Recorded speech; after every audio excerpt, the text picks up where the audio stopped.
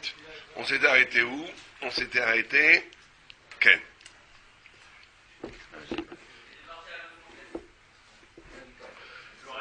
Oh, on a vu cette histoire que l'acquisition de la Torah ne va avoir lieu que par l'effort de l'acquérir. C'est parce qu'il y a un effort à acquérir la Torah, c'est-à-dire que plus c'est dur pour toi, et plus ça va, plus c'est bien. Du mérite. Plus c'est bien, pas simplement une question de mérite, on avait vu. On a vu que la Torah, elle doit rentrer dans la conscience de l'homme, et pour qu'elle rentre dans la conscience de l'homme, il faut un effort. Bien sûr. Que ça devient à toi, cette Torah devient à toi parce que tu as fait un effort pour l'acquérir. C'est comme ça que ça devient à toi. D'accord?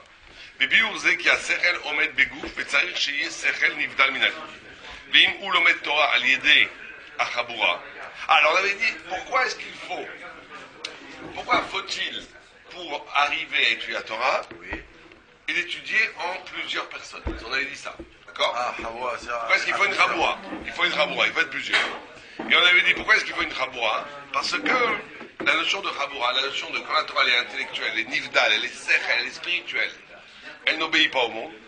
Quand tu es seul, tu vas forcément dire des idées qui sont produites par ta personnalité, et donc tu vas forcément réduire la Torah à du psychologique. Quand tu es plusieurs, le fait que l'autre va dire des idées qui n'ont aucun rapport avec toi, mais plus que l'échange, l'autre va révéler une partie qui n'a aucun rapport avec toi, il va dire une idée qui est à lui, un autre angle de vue. Un autre angle de vue, mais que toi tu n'as même pas envisagé. Et donc ça va t'ouvrir à quelque chose de nouveau d'un point de vue. Donc détaché du corps. Alors à ce moment-là, pourquoi à 2 et pas plus à 3 et plus... C'est mieux à 3. Plus on est, mieux ça vaut. Si on peut étudier ensemble, si c'est techniquement possible. Si on rentre pas dans une cacophonie. Mais si, effectivement, plus on est, plus la raboua est bien. Plus on a dans des différentes... Bien sûr. C'est comme ça qu'il explique le Maharal. D'accord? Donc le Maharal il dit, oh,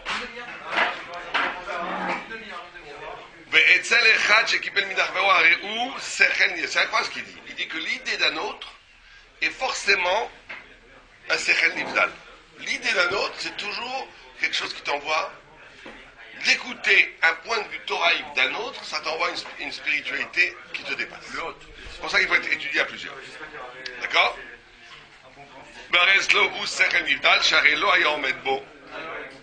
Il explique ça de façon très très physique. Il dit parce que ton cerveau à toi, il est dans ton corps, ta pensée est dans le corps, donc le corps exprime, donc ta pensée exprime le corps. Dès que tu écoutes une parole qui n'est pas kiss, moi j'ai jamais très bien compris cette idée, parce que pourquoi tu dis pas, pourquoi tu vois pas le corps de l'autre? Oui, exactement. Moi des fois je vois le corps de l'autre. L'autre il me dit une idée, je dis celui-là il est en train de se justifier, il dit ça parce que blablabla. Je le vois des fois. Je lui ai dit non, il dit que. Alors on parle forcément de gens peut-être élaborés, beaucoup plus élaborés, que ce qui ressort, ce qui est adressé à vous, c'est quelque chose qui, quand vous le recevez, a échappé à l'empreinte subjective de celui qui l'énonce. Parce que moi je vais aller même plus loin. Pour que vous puissiez comprendre ce que je vous dis, je suis obligé d'élaborer un langage universel qui est compréhensible par vous, d'accord?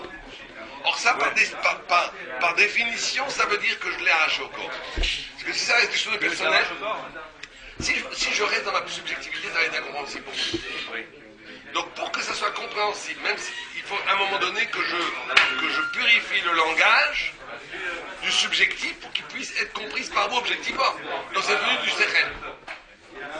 On va dire que dans le phénomène même de la communication, dans le phénomène même de l'échange intellectuel, on est obligé de spiritualiser le propos, parce que sans cette spiritualisation, ma parole serait inaudible. Ce serait inaudible. Si vous ne disiez, prenons un cas extrême, si dans votre parole, vous ne disiez que vous-même, c'est que votre problème, que votre... ce serait pour moi... n'avance pas. Non, mais pour moi, ça serait incompréhensible, qu'un rapport avec moi.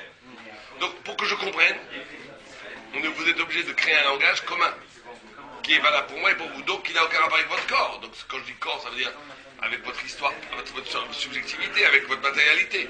Vous êtes obligé pour communiquer, on est obligé structurellement d'atteindre la spiritualité. C'est ça que dit le Maharal. Il n'y a pas d'échange si, à moins que vous dites que deux corps se rencontrent communs. Alors le Maharal pense qu'il n'y a rien de commun entre les corps. Que ce qui est commun entre les hommes, c'est l'esprit. C'est pas les corps. Les corps, c'est toujours coupé, c'est toujours subjectif, c'est toujours... forcément une barrière. Toujours une barrière. Il n'y a pas de communication dans les corps. Il y a du plaisir. Chacun va prendre du plaisir d'eux, mais c'est pas une vraie communication. La communication, c'est la communication, elle est forcément liée à quelque chose de spirituel. C'est une très grande idée. C'est que l'homme ne peut avoir un lien avec un autre que parce que fondamentalement les deux sont une référence commune qui est Dieu. Ah bah oui. Donc qui est spirituel. La possibilité même de l'échange intellectuel implique la spiritualité. S'il n'y avait pas Dieu, toi et moi on ne se comprendrait pas. C'est parce que toi et moi nous sommes le produit de la volonté divine qu'il peut y avoir communication. D'accord? Oh. Donc on continue. ואם הוא לומד תורה על ידי החבורה שכל אחד מוציא שכלו אל אחד ואחד מקבל את כל אביו ואצל האחד שקיבל מן החבורה הרי אצלו הוא שכל chez celui qui reçoit, d'accord, c'est שכל נבדל שהרי לא היה עומד בה עד שבזה הוא נעשה שכל נבדל, d'accord? Tu comprends ce qu'on dit? On dit que, on va voir ce qu'il dit lui.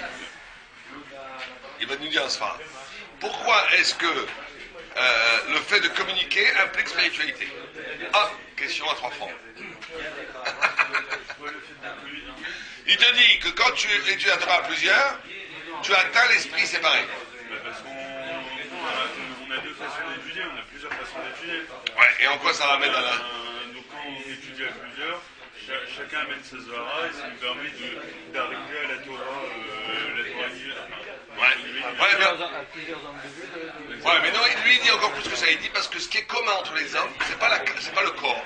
Ton corps c'est complètement intime. Ton corps à toi, ta façon de prendre plaisir, de jouir, ça n'a aucun rapport avec moi. Donc si tu exprimes que ta façon à toi de jouir ou de trucs, ça ne peut pas, c'est pas communicable. Ça, c'est incroyable comme idée. Moi, je trouve ça une idée extraordinaire. C'est-à-dire que ce qui est communicable, c'est forcément spirituel. Parce que ce qui est commun entre toi et moi, c'est l'image de Dieu. C'est pour ça qu'on peut communiquer. Le corps, le psychologique, ce qui t'est personnel, c'est à toi. Tu peux pas. Moi, je peux rien y comprendre. Imaginons un langage qui ne dirait que toi, ce serait pour moi inaudible. Pourquoi moi je peux entendre ce que tu dis? C'est parce que ça me concerne. Comment ce que tu dis peut me concerner? C'est qu'on a un point commun. C'est quoi ce point commun? C'est Hachem. Donc toute communication implique. Même un athée qui parle à un autre athée sans s'en rendre compte, il est obligé de faire appeler à Dieu. Parce qu'ils ne peuvent communiquer parce qu'il y a Dieu. Vous voyez? Or, שהרי היה עומד בו עד שבזה הוא נעשה שכל נבדל. ועוד כאשר נושאים ונותנים ביחד, היה שכל, אז זה אינו שכל פרטי של יחיד. ואם כן הוא שכל שהוא נבדל כאשר הוא נבדל מן היחיד. Or Hachem, on a anticipé ce qu'avait dit le Maharal. Il dit, en plus, quand vous étudiez à plusieurs, on sort de l'esprit du Sechel Prati, ce qu'il appelle. Le Sechel Prati, ça veut dire l'intelligence personnelle. Encore une fois, quand je vous explique une Gemara, ou quand vous m'expliquez une Gemara, ou quand chacun d'autre est là, je suis obligé de traduire ma façon de vue de façon que vous puissiez vous la comprendre. Donc je suis obligé de passer d'une compréhension intime, particulière, qu'il n'y a que moi qui comprends, à une compréhension qu'un autre peut comprendre. Quand je fais ça, je transforme une Torah, un point de vue justement, en vérité objective. C'est pour ça que c'est important d'étudier à plusieurs. Parce que ça va vous mettre à l'épreuve, ce que tu comprends toi, est-ce que c'est que toi qui peux le comprendre? Ou est-ce que tu peux le traduire qu'un autre va le comprendre? Dès que tu traduis un autre, tu donnes une dimension à cette vérité universelle, elle n'est plus que personnelle. Si je m'exprime et que je donne une explication mais personne comprend, c'est que ça va pas. Ça va pas. Ça veut dire que tu es encore dans le Sechel Prati, pas dans le Sechel Klali. Mais quand vous transmettez une compréhension, c'est votre compréhension propre, elle est forcément liée à votre corps, à votre vécu, à votre historique.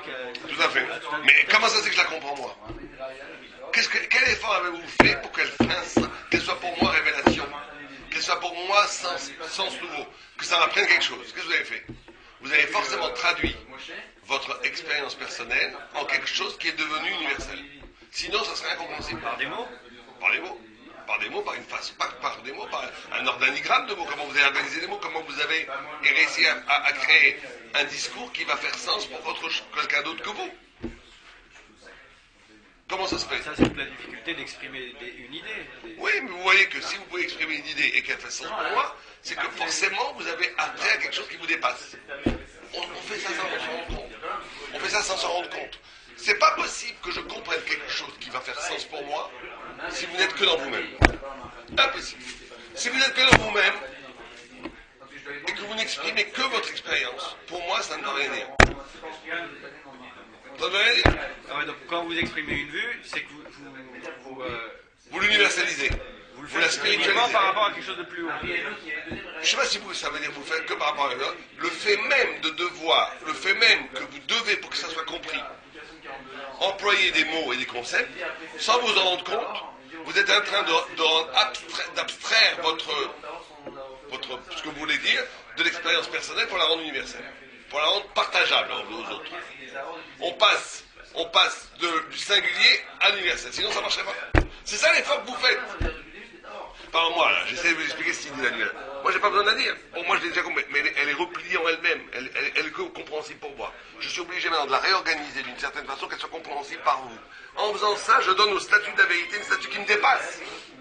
Un statut qui fait que ça devient plus que moi. Ça devient les autres. Bien, on continue.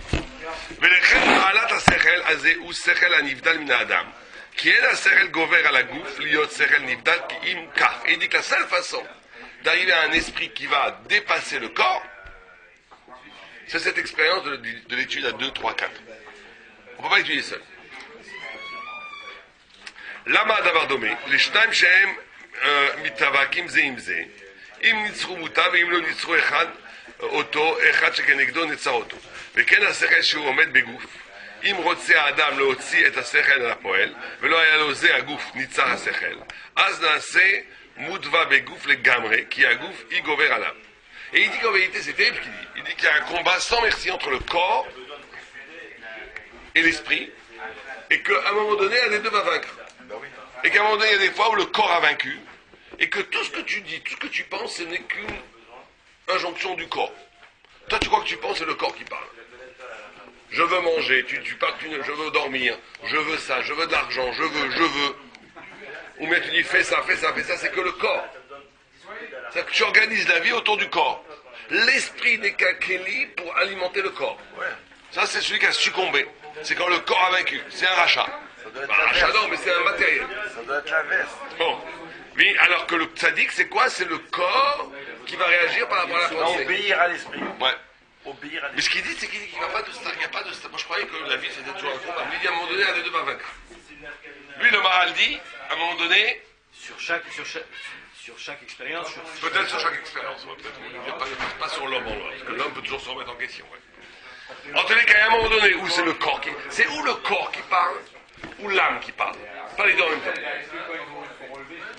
ואם לא היה עושה זה, נתקלקל עד שקנה הטיפשות. Il dit, et c'est parce que comme ça qu'on devient idiot.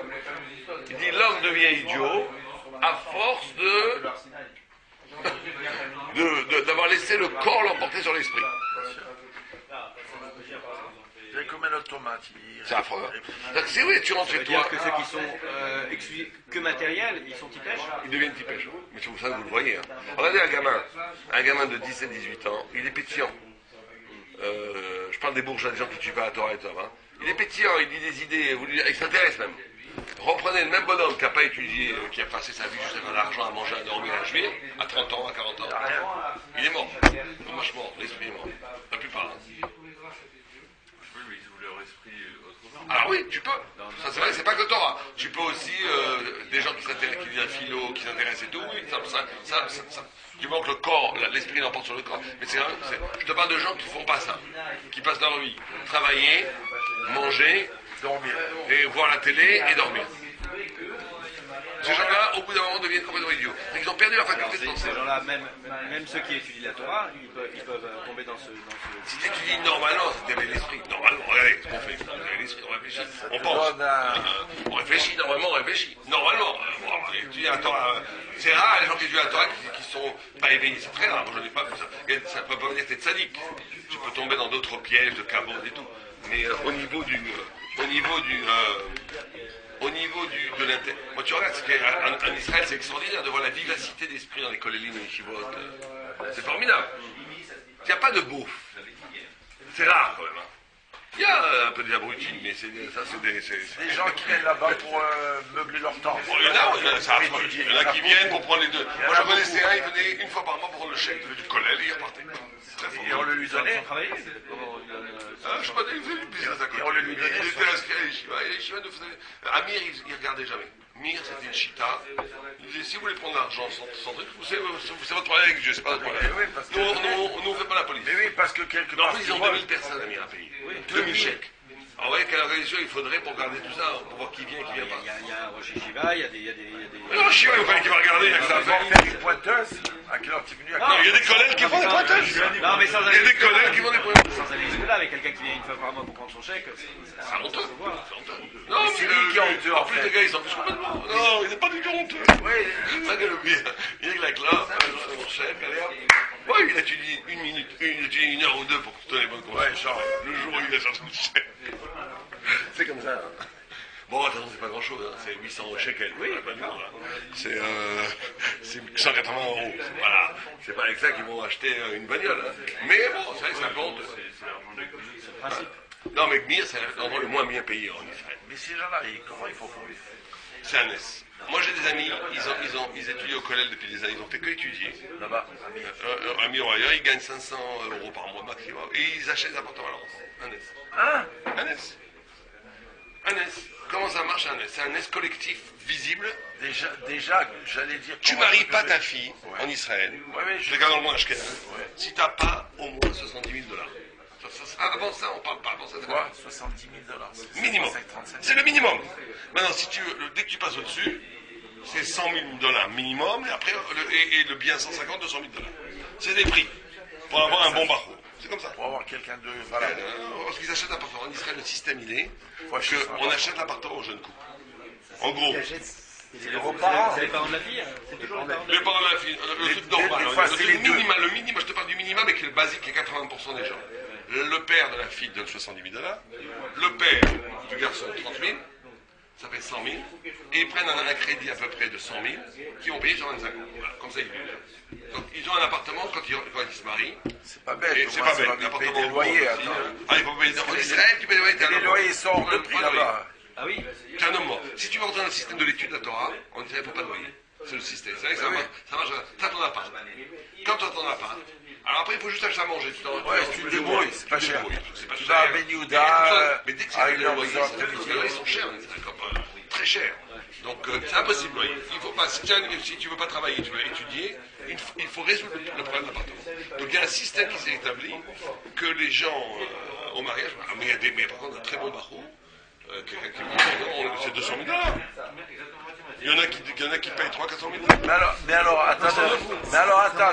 Mais C'est en fonction. En fonction de la qualité. Il y a plusieurs critères. Le premier critère, c'est que l'étudiant famille, étudie bien. ouais. Il a une bonne tête, il étudie, qu'il est sérieux. C'est le premier Ça, critère. ça fait beaucoup plus cher.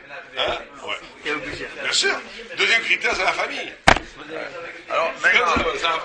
D'un côté, c'est affreux. Mais D'un autre attends. côté, ça permet à ces gens-là, ces jeunes qui sont doués pour devenir des salut des rabbins. En gros, en vérité, ça a été moins systématique dans le passé.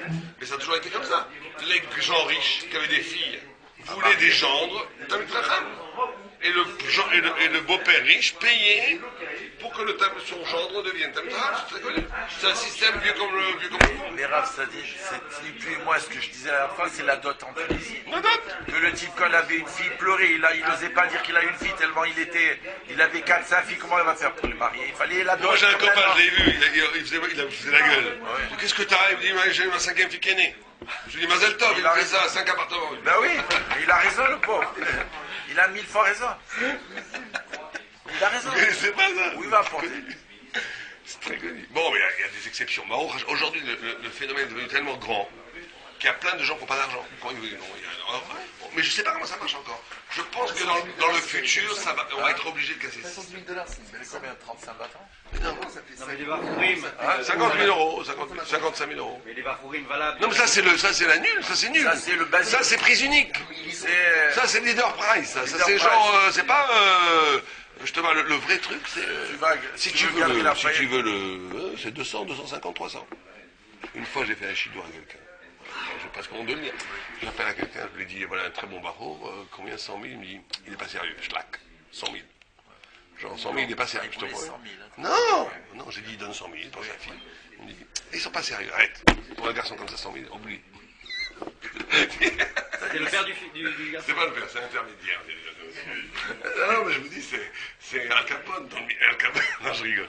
Non, mais pourquoi je vous dis ça? Non, mais pourquoi on parle de ça? On parle de quel rapport avec Parce qu'on a parlé des barons et Shiva qui étudiaient alors qu'ils étaient sans pointer. Bon, en tous les cas, ah oui, bon, c'est-à-dire que. Non, il ne faut pas avoir que le négatif dans ça. Il faut comprendre. Non, je fais. Sur le fait, c'est comment ceux qui étudient, ceux qui ne font pas étudier, qui font. Comment ils vont pour vivre. Comment ils arrivent à vivre, ils deviennent des abrutis. Des abrutis, on est parti au Cohen. Voilà, bravo. Bon, encore, juste pour ne pas avoir que le négatif là-dedans. C'est quand même un système économique, spirituel, économique qui permet aux gens d'étudier à Torah. Parce qu'il faut bien voir les choses telles qu'elles sont. Ça permet aux gens, à énormément de gens, de pouvoir étudier la Torah alors qu'ils ne pourraient pas l'étudier s'il n'y avait pas de système. C'est sûr. Bon, alors c'est vrai que ça nous choque un peu parce que c'est un peu un système mercantile, d'argent et tout, mais c'est un système qui permet quand même à beaucoup de gens d'étudier. Et c'est un système assez juste, parce que celui qui a investi dans l'étude de la Torah, qui est un bon garçon, il va y avoir quelque chose de bien. Il y a un avenir. Il a un avenir. Bien. Le problème dans ça, c'est que à un moment donné, ça perd un peu du lishma, ça perd un peu de la pureté, de la tmimout. Il y avait un gars, un rave dont le fils était une bombe à l'yeshiva. Il a dit, moi je ne veux rien pour mon fils. Les gens lui ont dit, mais t'es fou, un fils comme ça, tu fais 200, 300 000 dollars sans problème. Il dit, moi je ne veux pas être la cause de la fracture de mon Mekoutan, du beau-père du beau-père de l'enfant. Il m'a dit, le pauvre, il va se tuer pour que moi je veux une fille, une bonne midote, qui va aider son mari à étudier, qui va l'aimer, la respecter. C'est ça qu'il me faut. Voilà, ça c'est parfait. Il y a beaucoup qui ont fait comme ça, beaucoup de gens. Mais bon, c'est un choix. C'est un choix spirituel, c'est pas... Il casse le marché là. Ouais, il y en a qui font. Très bien. D'accord, donc on dit Venechen Baalat Asechel Azeh Shehu Sechel Nivdal Min Adam. Qui est un Sechel Gover. Donc on a vu tout ça, d'accord? On a dit on devient idiot. Si c'est le corps qui va toujours décider. Dominer. Le corps va toujours décider pour la. Tu deviens idiot. וזה שאמה ולא הוד, אלא שמתפישים שמתלכדים השכל לגמרי, על ידי זה כי נעשה השכל שבו בודבה. Alors lui, il dit quelqu'un qui étudie la Torah, mais qui étudie la Torah seul, sans être confronté à la pensée de l'autre. Donc tu vas toujours à répéter les mêmes histoires, à comprendre toujours de la même façon, à la fin tu vas devenir idiot. Oui, ça on peut. Parce que tu ne vas pas être réveillé par le sechel nivdal, par le sechel séparé de l'autre. ועוד יש לדעת כי אם לא למד כלל, היה קונה דבר שהוא קרוב אליו ויכול להבין אותו בקלות, ולא היה מקבל שכלות. אבל כאשר רוצה להסתכל והרי כאשר עוסק בד בבד, אינו שכל נבדל, רק שכל עומד בגוף. ובוודאי מתאפש כי אינו יכול להתחכם בו. Lui dit le contraire de ce qu'on a dit, incroyable. Ça fait peur. Il dit quelqu'un qui n'étudie pas, au moins il sait que c'est un Ahmad. Ah ouais. Donc comme il sait que c'est Ahmad, il est encore un peu éveillé à vouloir étudier. Mais celui qui étudie seul, il croit qu'il est Chacham. Il n'y a pas de plus grande idiotie. C'est pas bête ça. Il n'y a pas de plus grande idiotie que de croire que tu sais quand tu sais pas. Voilà. Donc il dit à la limite. L'autre il sait qu'il sait rien. Il sait qu'il sait rien. Il peut s'intéresser à la Torah. Un jour il peut dire mais il est temps que je me réveille. Mais celui qui étudie seul, il se crée tout un système. C'est pour ça que Sirlou, tu sais que Sirlou, avec un Samer, ça veut dire quoi? Le skill. Tu dis dans la prière. Sril, le skill, c'est quoi? Non, le skill, c'est l'idiot. Ah ouais. Or, l'idiot a pratiquement la même racine étymologique que sechel. L'intelligence. Quel rapport entre l'idiot, c'est le contraire normalement. Parce que la forme la plus pointue de la bêtise, c'est une intelligence mal fabriquée. Quand quelqu'un il n'a pas d'intelligence, il ne connaît rien, au moins il se dit, mais comme des gens un peu simples, ils disent, oui, ils apprécient les savants. Ils se disent, donc ils sont idiots les pauvres, ils ne connaissent pas, mais ils ne sont quand même pas ridicules. Ils ont pas, quelqu'un qui ne connaît rien, mais qui croit qu'il connaît, il n'y a pas plus pire que ça. Il n'y a pas plus idiot que ça. Voilà. Il a un but de sa personne. Ouais, mais surtout, il n'y a pas plus idiot. Bien sûr, parce que l'idiot, au moins, il sait. Moi, je te parle même pas des midotes, un but, prétention, orgueil, malgava. Je te parle du fait de l'intelligence elle-même. Quand tu bâtis un système intellectuel qui est en réalité complètement faux parce que tu étais seul et que tu n'as pas été capable de subir l'épreuve de la pluralité de l'autre, de la discussion, etc., et que tu es seul, tu vas donc bâtir un système intellectuel qui est faux, et toi tu vas croire que tu es très intelligent. Il n'y a pas de plus grande idiotie que ça. C'est ce que dit le moral ici. Il dit un homme qui aurait été seul qu'un homme qui étudie pas du tout, au moins il sait qu'il sait pas. Mais quand tu étudies seul, tu te fabriques un système où tu crois que tu sais, en fait, tu sais rien. C'est vrai. D'accord? Mais domé les miches et donc ça va court-circuiter le besoin de savoir. Que celui qui n'a pas étudié, il va peut-être encore avoir besoin de savoir, mais celui qui dit, moi, je sais étudie tout, il croit qu'il sait, donc il va pas avoir besoin de savoir. Or, comme il n'a plus besoin de savoir, ça devient l'idiot total. יותר מדי רק כפי ערך חוכמתו יכול לדעת ולהבין, אבל כאשר רוצה להתחכם בדבר שאינו שייך לו בוודאי, כי יוצא מן... Et donc il va dire, il va toujours répéter ce qu'il sait. Parce qu'il va avoir peur de tout ce qui n'est pas lui, tout ce qu'il ne connaît pas, tout ce qu'il a, il va pas le dire. D'accord? ואחרי טיפשוסי דיבשה עד טיפשות עד שהוא טיפש גמור. Il dit à la fin, il devient, cette bêtise, il entraîne la bêtise, qu'il devient un idiot total. וזה שמה ולא הוד אלא שנקרא חוטא. Et pas, c'est pour ça qu'il y a écrit dans le texte. Il devient idiot et après il devient choté. Choté, ça veut dire pécheur. Ah, choté, quelqu'un qui fait le péché. Qui choté, mais je vais quelqu'un l'auto, mais là le choté, pourquoi il est choté? Quelqu'un a une idée? Pourquoi il s'appelle Choté? Pourquoi il s'appelle choté? On a expliqué rapidement que, comme ça on fait aussi un résumé, sans parler des mariages à 300 000 $. Ah ouais. Vous avez raté le scoop des mariages à 300 000 $, mais c'est pas grave. Non, je rigole. On a dit une idée fondamentale qui est que pourquoi est-ce qu'il faut être à plusieurs à étudier? Il ne faut pas étudier seul. Une des raisons, c'est parce que la pensée atteint, l'idée, les concepts atteignent un niveau spirituel s'ils sont partageables.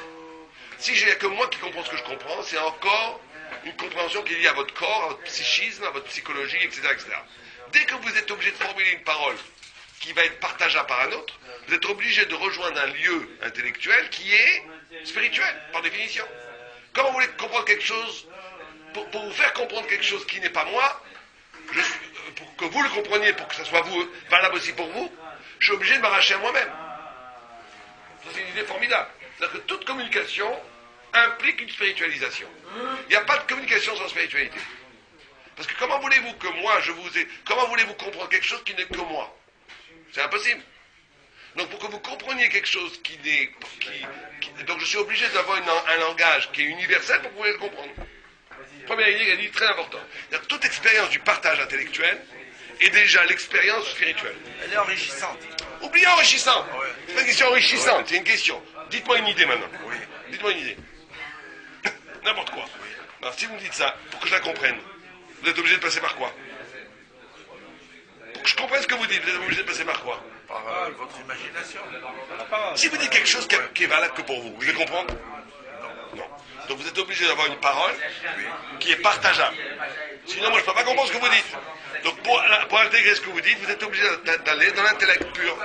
Sinon, si on ne peut pas comprendre, si vous restez en vous, je ne peux pas comprendre. Première idée très importante, d'accord? Par quoi? Oui, mais l'écrit, c'est aussi intellectuel. Oui, quand tu dis la parole, ça... Par contre, ce qui est intéressant, c'est que le corps et le psychisme n'est pas partageable. Non, vous savez que l'Avdil Ben Kadota, tout ce qu'a inventé Freud, la psychanalyse, c'est ça. La psychanalyse, elle dit, pour t'arracher de ton problème, tu es obligé de l'exprimer. En l'exprimant, tu le rends un statut qui est extérieur à toi, et donc tu peux t'échapper aux empreintes de ce problème. C'est tout. Freud, il a tout piqué à toi. Ça va déformer, il a tout piqué à toi. C'est ça l'idée alors? C'est là on parle au niveau psychanalytique. Lui, il parle au niveau intellectuel, pas au niveau émotion, pas au niveau traumatique. Il parle au niveau intellectuel. Il te dit que ce qui est c'est que toute expérience du pourquoi est-ce qu'il faut étudier à plusieurs? Parce que ça t'oblige à sortir de toi-même. Et toute sortie de toi-même est un acte spirituel. Alors que quand tu étudies seul, tu vas réorganiser ton savoir autour de toi-même, donc tu vas rester enfermé en toi-même, et à la fin tu vas devenir un idiot. Donc une idée, elle reste à l'intérieur sans être matérialisée, sans être exprimée. Voilà. Et c'est là qu'elle devient mauvaise, c'est ça? Qu'elle peut devenir mauvaise. Elle peut devenir mauvaise parce qu'en vérité, comme elle n'est pas confrontée à l'autre, tu ne fais que... C'est ton corps, ton psychisme, toute ta façon de voir le monde, il va être condamné, il va être ordonné en fonction de tes intérêts psychologiques, tout ce que tu veux. Et donc tu ne vas jamais atteindre la vraie idée. Et à la fin, alors, deuxième idée il dit ça c'est pire que ne pas étudier. Parce que celui qui n'étudie pas, au moins, il sait qu'il ne sait pas. Il sait qu'un jour il va se réveiller, peut-être. Alors que celui qui étudie de façon croit savoir, donc il crée un faux savoir qui va lui boucher complètement les horizons du vrai savoir. Et un pire que ça. Ceci dit, tout ce qu'on dit maintenant, c'est ce qui fait que ça. Il y a des moments où c'est important d'étudier seul. Il ne faut pas étudier qu'en rabois. Pour avoir une certaine concentration. Ouais, moi aussi pour être un peu seul avec toi, pour comprendre. Mais il faut les deux. Il faut la raboura, il faut le yun, tout seul. La nuit, par exemple, la nuit, c'est important d'étudier seul. Mais en journée, on étudie en raboura, en rabota. On confronte sa pensée avec la pensée des autres. D'accord? Ça, c'est clair. Ve'od yesh ladat ki im lo lama, ça on a vu. Ve'dome le mi she'eno chacham, on a vu ça. Ve'acher tipshut ze. Alors, on a dit qu'après, il devenait un choté. Troisième idée. Que après avoir, c'est pas simplement qu'il va devenir idiot, il va devenir pécheur. Pas pécheur à la ligne. Pécheur. Je rediversais mon langage. Vous allez voir qu'on est pêcheur dans le... Pêcheur, pas pêcheur à la ligne, pêcheur vraiment. Alors, pourquoi est-ce qu'il va devenir pêcheur? Là-bas où il est roté. Pourquoi il va devenir roté? Allez-y. Du fait qu'il croit tout savoir. Heureusement, c'est pas roté ça. Ouais, transmet pas. Heureusement.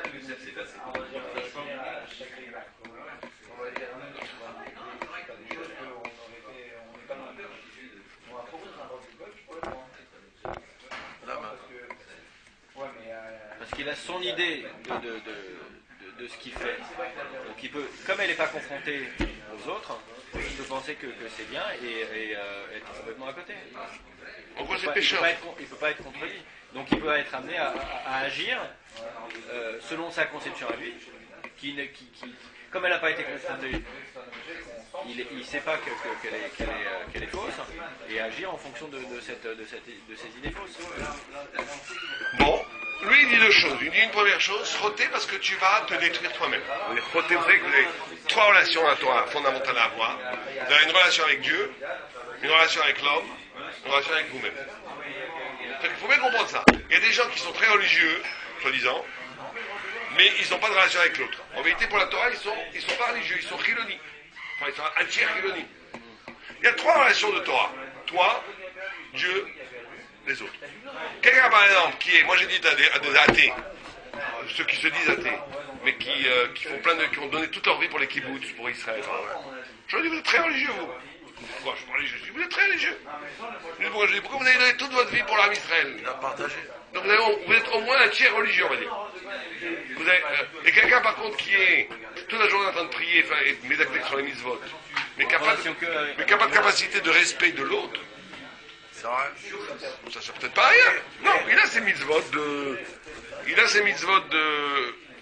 Attends, je vous dirai que c'est un conflit très important. Allô, oui? Rappelez-moi, je suis en plein cours, rappelez-moi dans 15 minutes. Monsieur Ilan, on verra. Donc, non, c'est pas du tout lui, il avait écouté l'important, mais c'est un gars qui utilise seul. Mais sympathique. Bon, alors on y va. Donc, qu'est-ce que je voulais dire? Oh, trois choses. Donc, l'autre, Dieu et moi-même. Trois relations fondamentales. Donc, et le tzaddik a les trois relations. Et plus que ça, les trois relations sont synergiques. C'est parce que j'ai la crainte de Dieu que je fais attention à ces créatures. J'aime ces créatures. C'est parce que, et de l'autre côté, c'est parce que je vois dans chaque, c'est parce que quelqu'un a de la compassion pour l'autre, que ça l'ouvre à la dimension du divin. Et c'est pareil par rapport à toi, c'est parce que tu te respectes toi-même, et que tu te considères toi-même comme une âme déposée par Dieu, que tu as de l'ambition d'être un Talmid Chacham et un Tzaddik. Les trois vont en même temps. Tu ne peux pas être véritablement aimé sans Dieu, tu ne peux pas vraiment aimer Dieu sans aimer les autres, tu ne peux pas aimer les autres s'il n'y a pas de transcendance. Tout ça est lié. Donc quelqu'un qui sera avec les grandes papillotes, priéteur, mais qui est méchant avec les autres, en réalité c'est un chiloni, c'est un chiloni. Puisque la Torah c'est les trois, donc il lui demande, c'est quoi chiloni? Un mécréant c'est ne pas faire la Torah, la Torah demande les trois. Quand t'as beau avoir des papillotes jusqu'au genou, si tu manques les autres, t'es un mécréant par rapport aux autres.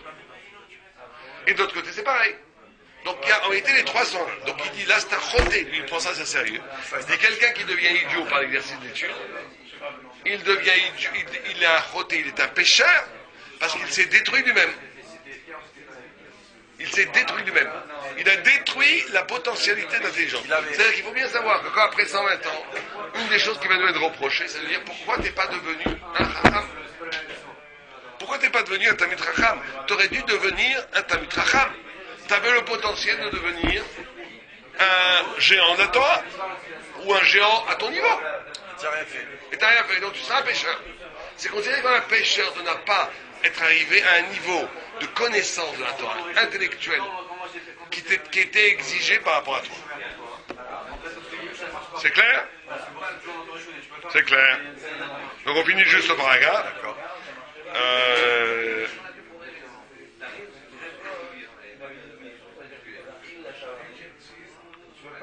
Ah non, on a fini. Et on écrit les domaines des Yef, ça les fait acheter. Il dit on ne peut pas expliquer plus que ça. Voilà. Donc demain on verra, au Père Kaïcha, on verra ça si tu veux, demain. Comme tout.